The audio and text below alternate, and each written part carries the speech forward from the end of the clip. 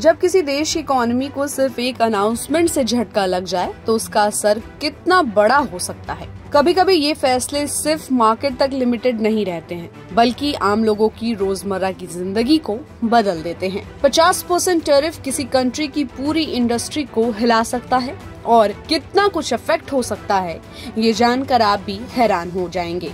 असल में जब भी ट्रेड वॉर जैसी सिचुएशंस बनती है तो सबसे पहले इम्पैक्ट उन सेक्टर्स पर आता है जो सबसे ज्यादा एक्सपोर्ट डिपेंडेंट होते हैं। इंडिया के लिए टेक्सटाइल सेक्टर हमेशा से बैकबोन माना जाता है। ये सिर्फ फैशन या लाइफस्टाइल का सवाल नहीं है, बल्कि मिलियंस ऑफ जॉब्स डायरेक्टली इससे जुड़ी हैं। तमिलनाडु के तिरुपुर जैसे हब्स में हर सेकंड फैमिली किसी न किसी तरह इस बिजनेस से अटैच्ड है। अब इमेजिन करिए अगर अचानक से उनकी इंटरनेशनल मार्केट श्रिंक होने लगे तो क्या होगा। पिछले कुछ हफ्तों से ग्लोबल बायर्स कॉशियस मूड में थे, ऑर्डर्स स्लो हो रहे थे, शिपिंग डिलेज दिख रहे थे और अनसर्टेनिटी बढ़ रही थी। लेकिन अब जो स्थिति सामने आई है उसने सिचुएशन को नेक्स्ट लेवल पर पहुंचा दिया है। इंडिया के टेक्सटाइल एक्सपोर्ट्स को लेकर जो ट्रस्ट और डिमांड बनी हुई थी उस पर एक बड़ा क्वेश्चन मार्क खड़ा हो गया है। एक्सपोर्टर्स ओपनली कह रहे हैं कि मार्जिन्स अब सस्टेन करना पॉसिबल नहीं रहेगा। जब प्राइस स्ट्रक्चर पूरी तरह से डिस्टर्ब हो जाता है तो बायर्स अल्टरनेटिव मार्केट्स देखना शुरू कर देते हैं और यही रिस्क इंडिया फेस कर रहा है।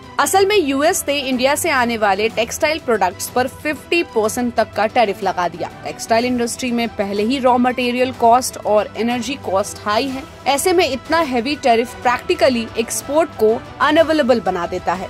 इसका मतलब है कि जो प्रोडक्ट्स पहले से कॉम्पिटिटिव प्राइस पर यूएस मार्केट में बिक रहे थे अब डबल प्राइस टैग लेकर जाएंगे और ऑब्वियस है कि इतनी ज्यादा राइज कोई बायर इजीली एक्सेप्ट नहीं करेगा। अगर ये टैरिफ लंबे समय तक रहा तो सिर्फ एक्सपोर्ट्स ही नहीं, डोमेस्टिक जॉब्स भी रिस्क में आ जाएंगी। टेक्सटाइल सेक्टर करीब 2 करोड़ लोगों को डायरेक्ट और इनडायरेक्ट एम्प्लॉयमेंट देता है। इसमें स्मॉल यूनिट से लेकर बड़े फैक्ट्रीज तक सब शामिल है। जब ऑर्डर्स कम होंगे तो प्रोडक्शन कट होगा और अल्टीमेटली जॉब लॉसेस होंगे। ऑलरेडी कई एक्सपोर्टर्स ने प्रोडक्शन रिड्यूस करने के सिग्नल्स देना शुरू कर दिए हैं। ये सिर्फ नंबर्स की बात नहीं, ये उन फैमिलीज का सवाल है जिनका पूरा घर इसी इनकम पर चलता है। गवर्नमेंट ऑफ इंडिया पहले से इस इशू पर डिस्कशंस शुरू कर चुकी है। कॉमर्स इंडस्ट्री की कोशिश है कि WTO यानी कि वर्ल्ड ट्रेड ऑर्गेनाइजेशन प्लेटफॉर्म पर इस मामले को उठाया जाए और रिलीफ की डिमांड की जाए। इंडस्ट्री एसोसिएशंस भी गवर्नमेंट से रिलीफ पैकेज और कुछ सब्सिडी की मांग कर रहे हैं ताकि शॉर्ट टर्म में लॉसेस अब्सॉर्ब किए जा सके। लेकिन अगर जल्दी कोई ब्रेक थ्रू नहीं मिला तो इंडिया को ऑल्टरनेट मार्केट्स जैसे मिडिल ईस्ट, अफ्रीका और लैटिन अमेरिका की तरफ एग्रेसिवली फोकस करना पड़ेगा, क्योंकि यूएस मार्केट पर ओवर डिपेंडेंस अब रिस्की साबित हो रहा है। ये भी सच है कि ग्लोबल टेक्सटाइल कंपटीशन बहुत टफ है। बांग्लादेश, वियतनाम और कंबोडिया जैसी कंट्रीज पहले से ही चीपर ऑप्शंस ऑफर कर रहे हैं। ऐसे में इंडिया के लिए डबल टैरिफ वॉल क्रॉस करना लगभग नामुमकिन है।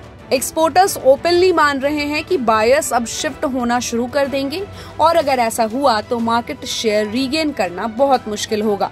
लॉन्ग टर्म में इसका असर पूरे टेक्सटाइल इकोसिस्टम पर पड़ेगा। आने वाले समय में ग्लोबल ट्रेड पॉलिटिक्स किस लेवल तक जाने वाली है, इंडिया के लिए ये टफ टेस्ट है और इस टेस्ट में पास होने के लिए क्विक डिसीजन मेकिंग और स्मार्ट स्ट्रैटेजी की जरूरत होगी। अब देखना ये है कि गवर्नमेंट और इंडस्ट्री मिलकर इस चैलेंज को कैसे टैकल करते हैं। तो आपके हिसाब से इंडिया का अगला मूव क्या होना चाहिए, हमें कमेंट बॉक्स में बताएं और ऐसे ही अपडेट्स के लिए keep watching and subscribe good returns.